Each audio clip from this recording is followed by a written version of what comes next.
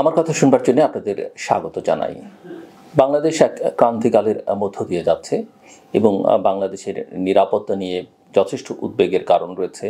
অর্থনৈতিক উন্নয়ন এবং রাজনৈতিক পরিস্থিতি খুব একটা সুখকর নয়। রামগড় স্থলবন্দর ও ফেনী ইকোনমিক জোন নিয়ে প্রচুর কথাবার্তা হচ্ছে। নিরাপত্তা ঝুঁকি এত সংক্রান্ত এবং অর্থনৈতিক সম্ভাবনা, সেগুলো নিয়েও নানা রকমের আলোচনা আমরা শুনতে পাচ্ছি। বর্ডারের বাংলাদেশ বিজিবি এটি গোপনীয় প্রতিবেদনে রামগড় স্থলবন্দর এবং ফেনী অর্থনৈতিক অঞ্চল চালুর বিষয়ে সতর্ক করেছে।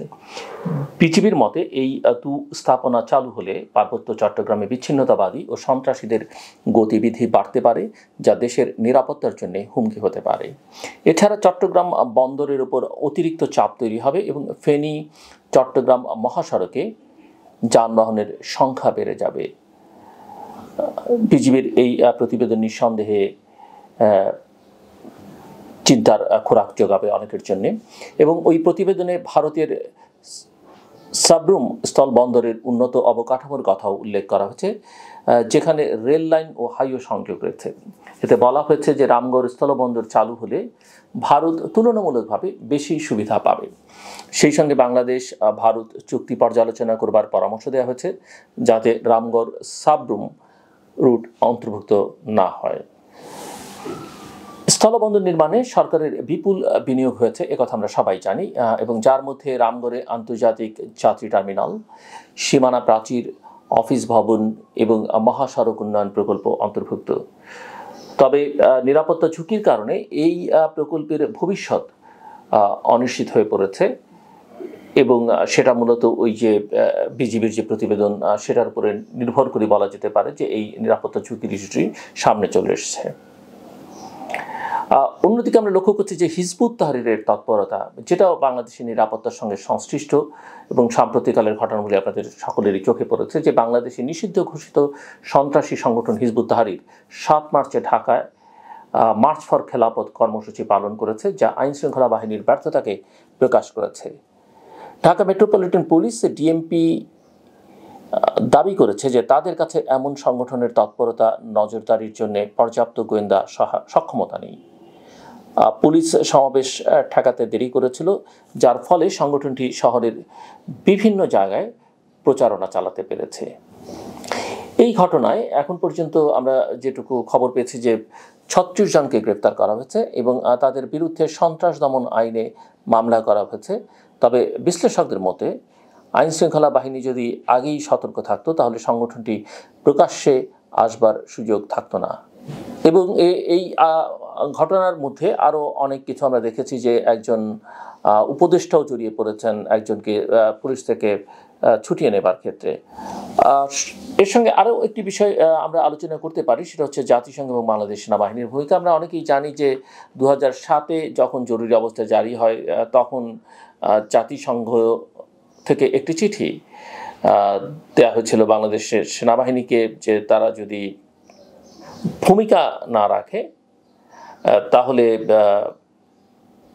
বাংলাদেশের গণতন্ত্র উত্তরণের ক্ষেত্রে ভূমিকা না রাখে এবং যে রাজনৈতিক অচলাবস্থা তৈরি হয়েছিল সেখানে ভূমিকা না রাখে শান্তি বাহিনী থেকে বা শান্তি মিশন থেকে শান্তিরক্ষা মিশনে বাংলাদেশ সেনাবাহিনীর সদস্যদের নেওয়া হবে না। পরে বলা হয়েছিল যে চিঠিটি উড়ো চিঠি, এরকম খবরও আমরা কিন্তু বিভিন্ন সময় দেখেছি। তো সম্প্রতি জাতিসংঘের মানবাধিকার হাই কমিশনার এক বিবৃতিতে বলা হয়েছে যে 5 আগস্টের যে গণ অভ্যুত্থান হলো বাংলাদেশে, এই গণ অভ্যুত্থানে বাধা দিলে বাংলাদেশ সেনাবাহিনী শান্তিরক্ষা মিশনে অংশগ্রহণের সুযোগ হারাতে পারত। যদিও এই বক্তব্যের সত্যতা যাচাই করা হয়নি, তবু এটি নিয়ে নানা আলোচনা হচ্ছে এবং নানা মহলই এটা নিয়ে কথাবার্তা বলছে। বাংলাদেশ সেনাবাহিনী জাতিসংঘ শান্তিরক্ষা মিশনের মাধ্যমে কেবল আর্থিক সুবিধা পায় না, বরং বৈদেশিক মুদ্রা অর্জনের ক্ষেত্রেও গুরুত্বপূর্ণ ভূমিকা রাখে। তাই সেনাবাহিনীর ভূমিকা নিয়ে মন্তব্য করবার আগে স্পষ্ট প্রমাণ প্রয়োজন, কেননা এগুলো এক ধরনের বিভ্রান্তি ছাড়া এবং এই বিষয়ে আমাদের গণমাধ্যমেরও যথেষ্ট পরিমাণে সতর্ক থাকা দরকার। সো এখন যখন নির্বাচনের আলোচনা আসছে, নিরাপত্তা এবং রাজনৈতিক পরিস্থিতির নিরাপত্তা ঝুঁকির প্রসঙ্গ সামনে চলে এসছে, রাজনৈতিক পরিস্থিতি কি সেটা নিয়ে আমাদের যথেষ্ট চিন্তাভাবনা করা দরকার। বাংলাদেশের নির্বাচন ঘিরে বিতর্ক চলছে এবং সংস্কার আগে নাকি নির্বাচন। কিছু রাজনৈতিক দল দ্রুত নির্বাচন চাইলেও অন্যরা মনে করছে যে সুষ্ঠু নির্বাচন নিশ্চিত করতে আগে প্রশাসনিক সংস্কার প্রয়োজন।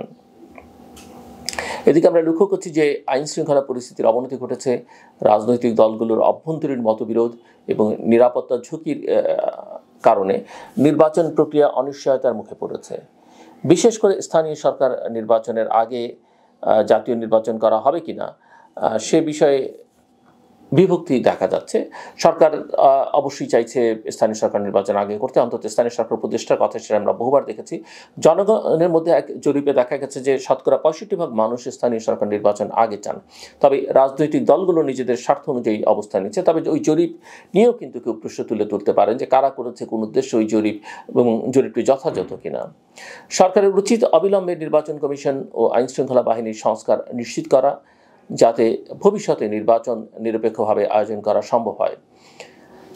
আইন শৃঙ্খলা পরিস্থিতি উন্নত না হলে রাজনৈতিক অস্থিরতা আরও বাড়তে পারে। এটা প্রায় সকল রাজনৈতিক বিশ্লেষক একমত এই বিষয়ে যে আইন শৃঙ্খলা পরিস্থিতির উন্নতি নির্বাচনের সঙ্গে সংশ্লিষ্ট এবং আমাদের রাজনৈতিক অর্থনৈতিক স্থিতিশীলতার জন্য অত্যন্ত জড়িত।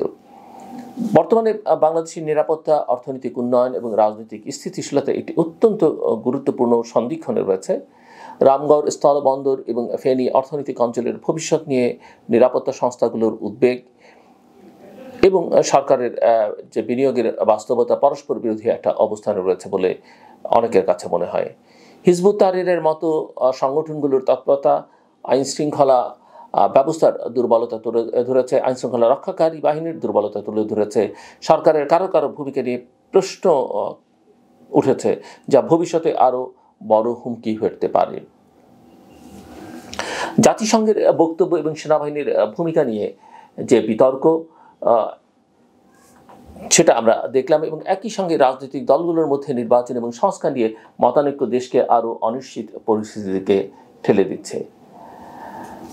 সো আমরা মনে করি যে এই অনিশ্চয়তা থেকে বাংলাদেশের বের হয়ে আসা উচিত এবং সরকারের উচিত এই সংকট নিরসনে দ্রুত কার্যকর ব্যবস্থা নেওয়া, যাতে অর্থনৈতিক উন্নয়ন বাধাগ্রস্ত না হয়, নিরাপত্তা নিশ্চিত হয় এবং একটি গ্রহণযোগ্য নির্বাচন আয়োজন করা সম্ভব হয়।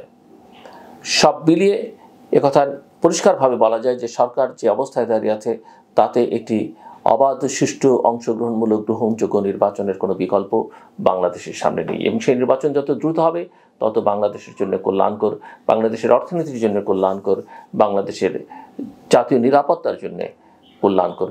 এবং আমার যেটুকু ধারণা যে গোটা বিশ্ব আসলে বাংলাদেশের কাছে সেটাই চায়। আমাদের অভ্যন্তরীণ বিনিয়োগ পরিস্থিতি ভালো নয়, বৈদেশিক বিনিয়োগ পরিস্থিতি ভালো নয়। সেই বিনিয়োগ পরিস্থিতি যদি আমরা উন্নতি ঘটাতে চাই এবং তার সঙ্গে আমাদের প্রবৃদ্ধির সম্পর্ক আছে, আমাদের কর্মসংস্থানের সম্পর্ক আছে, সেগুলো যদি আমরা নিশ্চিত করতে চাই তাহলে অবশ্যই আমাদেরকে রাজনৈতিক স্থিতিশীলতা নিশ্চিত করতে হবে এবং সেটার একমাত্র উপায় হচ্ছে দেশে একটি অবাধ, সুষ্ঠু, গ্রহণযোগ্য, অংশগ্রহণমূলক, শান্তিপূর্ণ নির্বাচন আয়োজন এবং তার মধ্যে দিয়ে জনপ্রতিনিধিদের কাছে ক্ষমতা হস্তান্তর, অর্থাৎ জনগণের কাছে ক্ষমতা হস্তান্তর। আমার কথা শুনবার জন্য আপনাদের অসংখ্য ধন্যবাদ। আপনাদের সবার জন্য শুভকামনা।